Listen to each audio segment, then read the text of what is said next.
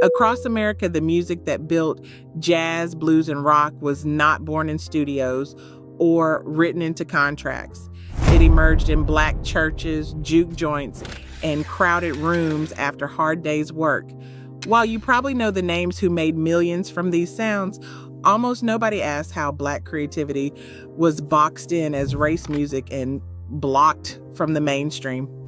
The truth about how these raw, original voices were contained and then quietly replaced paints a picture far bigger than stolen songs or missing credit. How did these rhythms, born from scarcity and soul, become a fortune for people who did not create them? To answer that, we have to go back to where the beat began. Inside a packed church on a Sunday morning, the sound starts with a single voice, rough, untrained, but carrying every ounce of hope and struggle in the room. Feet stomp against old wooden floors, hands clap in time, and the music grows layer by layer. There is no sheet music, no conductor, just a chorus of neighbors who know every word by heart. In these spaces, the line between performer and audience blurs. One person hums a new melody, another answers with a harmony, and suddenly a song takes shape that has never been written down. After sunset, the scene shifts to a juke joint, walls sweating, bodies pressed close, laughter and stories floating above the pulse of a battered guitar. The music here is built on improvisation. Someone borrows a riff from a gospel hymn, stretches it into something raw, then hands it off to the next musician. Instruments are shared, and so are the songs. Ideas pass from ear to ear, changing with every retelling. No one signs a contract or claims ownership. The music belongs to whoever needs it most that night. Hard times push people together in these rooms, but the sound that comes out is anything but defeated.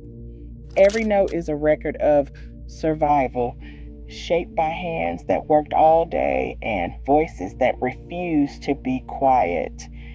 This is where the roots of blues jazz and rock dig deep, far from the spotlight, in rooms where music is made to be felt, not just heard. The music that took root in Black communities did not just face social barriers. It ran into a wall built by the industry itself. Early on, record labels, radio stations, and advertisers stamped a label on this new sound, calling it race music. That single phrase did more than describe a style. It sorted the music into a separate category, boxed it off from the mainstream, and kept it out of reach for most of the country. Record companies set up different sales channels, pressing records for Black audiences and shipping them to small shops. While white neighborhoods rarely saw these releases, radio followed the same pattern. A handful of stations like WDIA in Memphis and WERD in Atlanta carved out space for Black musicians, but their signals only carried so far. National networks and big city stations, the ones with the power to create stars, stuck to pop, country, and the polished sounds advertisers believed white listeners wanted. The industry logic was simple. Race music was for Black listeners, pop was for everyone else. That thinking shaped how records were promoted, where they were sold, and who got airtime. Even as the sound grew more popular, the label kept it contained. The system did not just ignore Black music, it built fences around it, making sure the sound stayed local while the profits and fame waited on the other side. Big Mama Thornton walked into the studio in Houston in August 1952, ready to record a song written just for her. She was paid $500 by Peacock Records for laying down Hound Dog, a track that would hit number 1 on the R&B charts the next year and stay there for 7 weeks.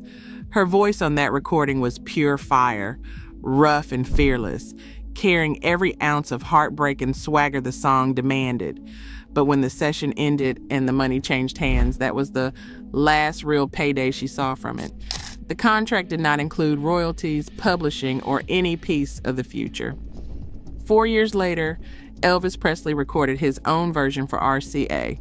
His Hound Dog shot to number 1 on the pop charts, sold over 10 million copies, and made him a household name. The song brought him television spots, national tours, and a fortune. Thornton's name faded from the story, even though her sound, kept echoing everywhere money was being made. Little Richard's records didn't just sound different, they hit the airwaves like a bolt of lightning. When Tutti Frutti landed in 1955, his wild piano, howling vocals, and unfiltered energy pushed it to number 2 on the R&B charts. But the pop charts told another story. His version stalled. Pat Boone's cover, a version stripped of grit and delivered in a steady croon, climbed to number 12 on the Billboard pop chart. Boone's Long Tall Sally reached number 8, outselling the original on stations that would not play Little Richard's voice. This was not about talent or popularity. It was about which version radio programmers and advertisers felt safe promoting to white audiences. R&B radio played the real thing, but national pop stations went with the sanitized cover. The result was clear. Little Richard wrote the hits, but Pat Boone cashed in. The same music, divided by who got heard and who got paid, set the rules for who would be remembered. Chuck Berry stood on stage at Chess Records in Chicago, guitar slung low, playing riffs that would echo far beyond the South Side.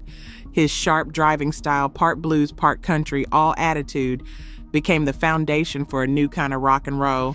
Across the Atlantic, young musicians studied Berry's records, copying every lick and chord change. The Rolling Stones named themselves after Muddy Waters' 1950 track Rolling Stone, tracing their identity straight back to the Delta. The Beatles built early hits around the same guitar lines Berry had invented, turning his sound into a global phenomenon. But while British bands filled stadiums and top charts, the originators watched their own innovations become someone else's calling card.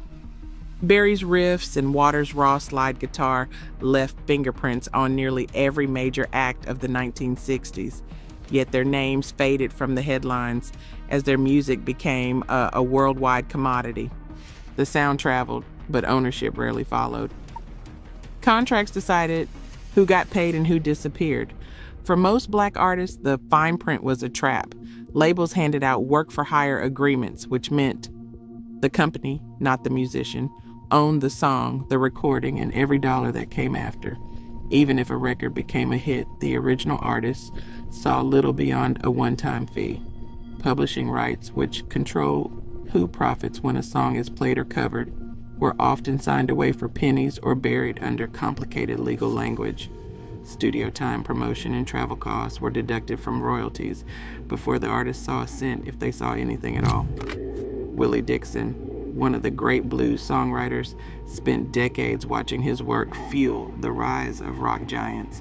Only in 1985 did he win retroactive credit in a settlement from Led Zeppelin for Whole Lotta Love, which borrowed heavily from his earlier song, You Need Love.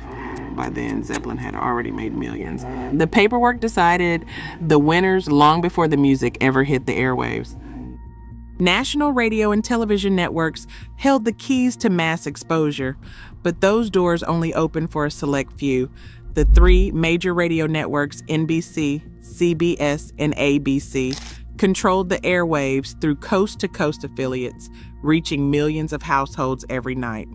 Their playlists and programming decisions were shaped as much by advertisers as by audience demand. Sponsors, wary of controversy and eager to protect their brands, pressured stations to stick with familiar faces and sounds, keeping Black artists off the most lucrative slots. Even as Black musicians shaped the sound of the era, their records were rarely heard outside regional or specialty stations. Meanwhile, white performers with label backing could count on national promotion, primetime TV spots, and the full force of network distribution. Payola, under-the-table payments to DJs, became a tool for labels to push their chosen hits. But the biggest rewards went to those already in the right rooms. Charts were split, audiences divided, and the system kept the spotlight fixed on those with access, not those with originality. The gatekeepers decided who became a household name and who remained a footnote. Today, more than 90% of U.S. music publishing is still controlled by a handful of corporations. As streaming reshapes the industry, ownership and erasure remain real. The sound will always be heard. The question is, who will finally be seen? Let your voice be part of that answer below.